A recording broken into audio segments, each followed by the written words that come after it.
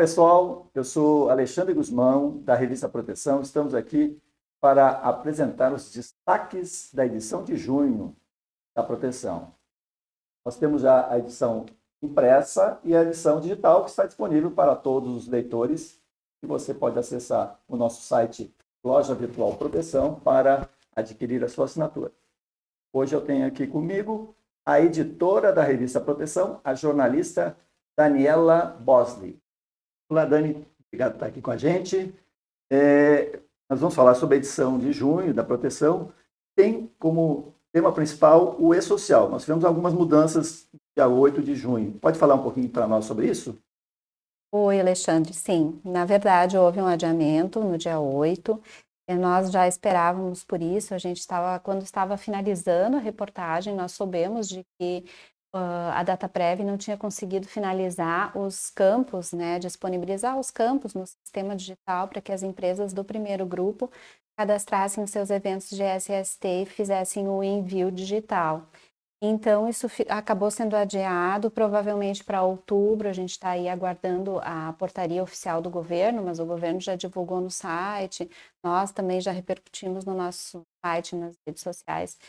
E, bom, assim, Alexandre, isso não dá para a gente dizer que não gera um certo descrédito em relação a essa questão do e-social e os eventos de SST, porque já não é a primeira vez que acontece o adiamento, né? Então, as empresas, os profissionais, é natural que fiquem frustrados, porque a maioria se preparou para começar o envio, para dar esse start agora, e não vai acontecer nesse momento, né?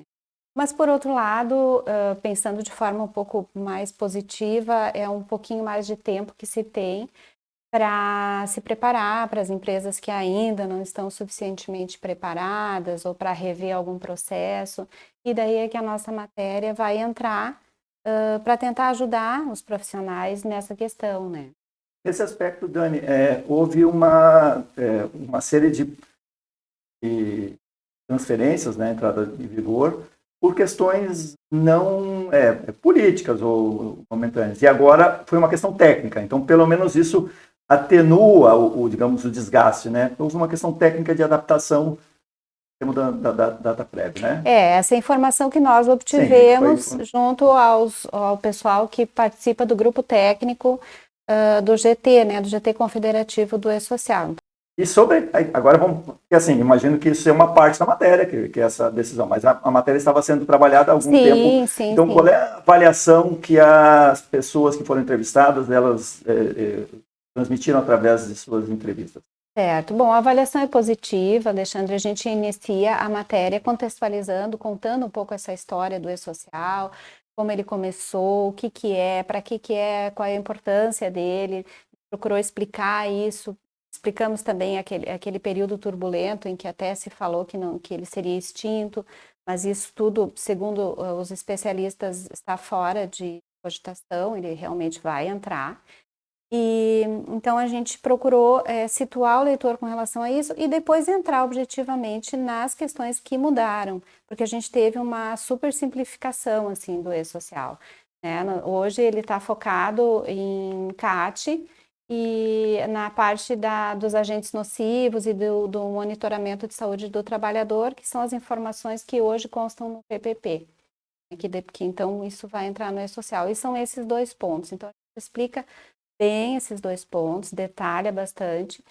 E depois a gente também, acho que ficou legal essa parte da matéria, que a gente tem relatos de profissionais de saúde e segurança de algumas empresas. Que já estão implantando. Que já estão implantando, que já legal. estão trabalhando, né, com o E-Social, e elas dividem, elas compartilham as suas experiências, as suas dificuldades nessa implantação. Eu acho que isso é um ponto bem relevante, assim. E para fechar, a gente ouve também as empresas de softwares, né, que trazem os seus diferenciais. Isso deve estar com o cabelo em pé, né? Sim. Cada nova mudança para eles é muito complicado. Né? Mas dessa parte, o que a gente entende é que realmente vai ser só um adiamento, não vai haver modificação nos campos, né? Então, acho que as empresas de softwares podem ficar mais tranquilas nesse sentido, pelo menos é a nossa expectativa. Muito bom essa matéria, então o impacto acho que vai ser bem interessante junto aos leitores, assinantes da Proteção. Esperamos que sim. Legal. Outro destaque da nossa edição de junho é a segunda edição do Manual para a Seleção de EPIs, que foi lançado no passado e já está tendo uma ótima repercussão. Fala um pouquinho da importância desse tipo de projeto para os leitores da revista Proteção. Na verdade, esse mês é o segundo manual da série. O primeiro manual foi de proteção ocular e facial. E nesse mês a gente está fazendo de proteção contra quedas de altura. E o propósito dessa série, que a cada mês a gente vai trazer um grupo de EPIs, né? E o propósito é focar na seleção e na compra, né, desses equipamentos de proteção individual.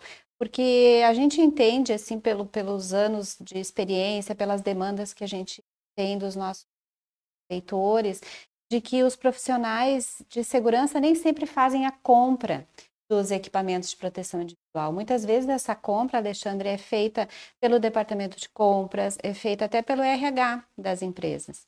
E nem sempre estas pessoas destes outros departamentos têm o conhecimento suficiente para fazer uma seleção do EPI mais adequado, para avaliar o risco, né, que os seus trabalhadores estão expostos e qual é o tipo de EPI que eu vou escolher para aquele risco específico.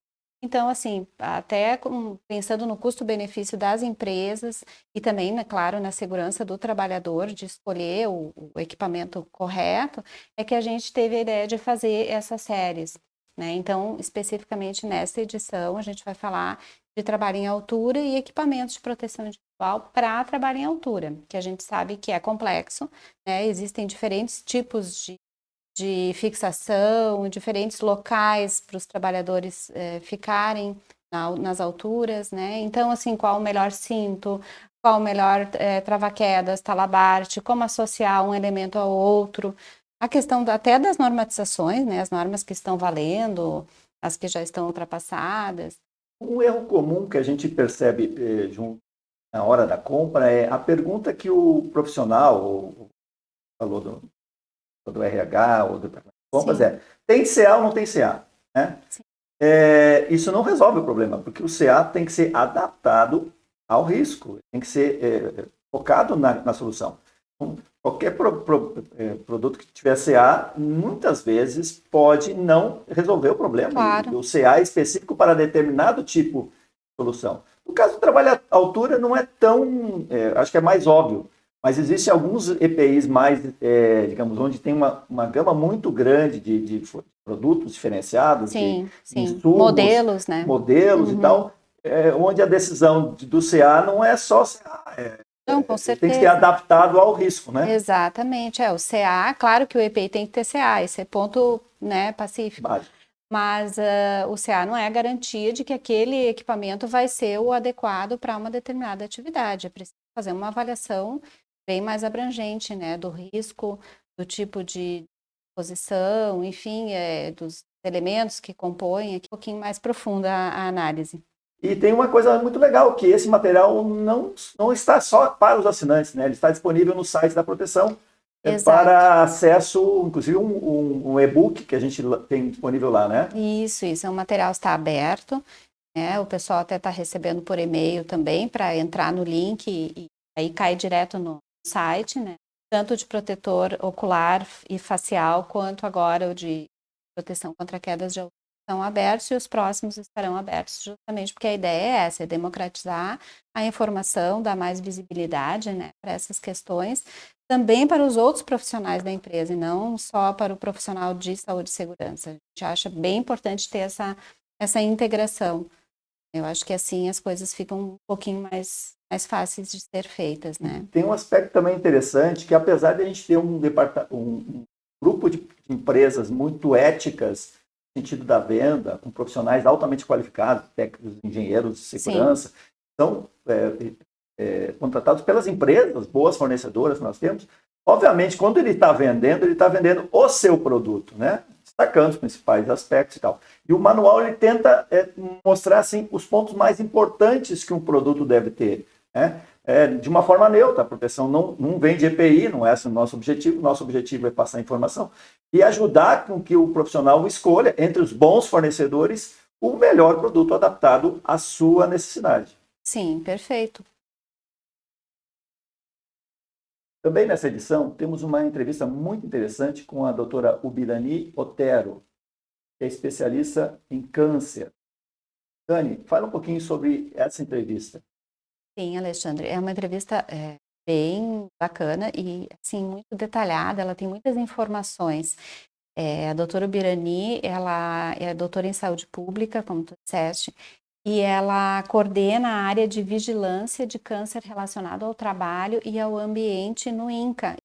Há cerca de 15 anos ela atua só nessa área de câncer versus trabalho. E ela traz informações interessantes para os profissionais, principalmente da área de saúde do trabalhador, médicos do trabalho e outros que atuam na área, sobre assim, as dificuldades de se notificar a doença e de fazer o nexo com relação ao trabalho, que é complicado, é difícil. E ela também fala sobre os agentes reconhecidamente cancerígenos e aos quais os trabalhadores estão expostos. Claro que existem muitos, né, um leque bem amplo, mas ela foca em alguns em especial e que o INCA tem trabalhos, tem propostas, projetos voltados para isso. Então ela fala da exposição dos trabalhadores ao benzeno, a exposição ao amianto, aos agrotóxicos, aos próprios raios solares, radiação não ionizante, que seria o raio-x, né? Os mais expostos a raio-x, formaldeído, sílica, são os, assim, principais que ela aborda. Bem legal a entrevista. Dani, nós temos também na edição de junho, e normalmente na proteção, várias colunas tratando de temas ligados à segurança e saúde do trabalho. Sim, Alexandre. A gente tem alguns temas bem diferenciados e colunistas acho que trazem um olhar especial, né? O seu olhar específico sobre temas diversos. Acho que é bem legal, acho que as colunas dão uma leveza, assim. E são assuntos diversos, saúde do trabalhador, legislação ISST, perícias, ergonomia, educação em saúde e segurança. Teve agora a coluna Gestão de Saúde e Segurança, que começou agora no mês de junho com o Jorge Charrude. Inclusive, o Jorge quer fazer um depoimento aí sobre o início da sua coluna, né? Olá a todos, estou aqui para informar a estreia da nossa nova coluna na revista.